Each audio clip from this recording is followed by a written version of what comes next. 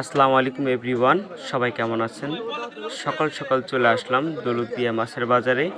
আমরা আপনাদেরকে দেখানোর চেষ্টা করব দৌলতদিয়ায় মাছ কিভাবে নিলাম হয় এবং কোত্থেকে কিভাবে মাছ আসে।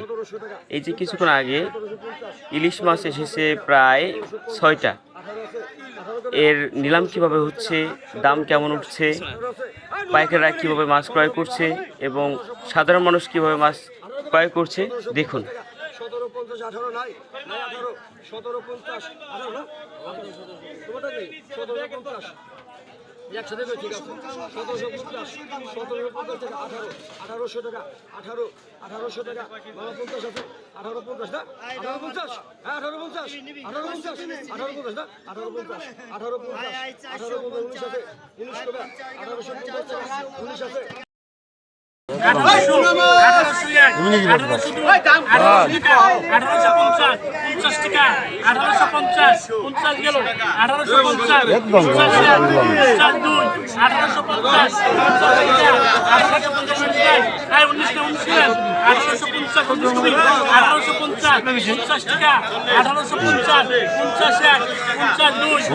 আছে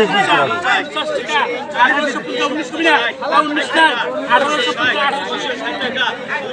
19 আছে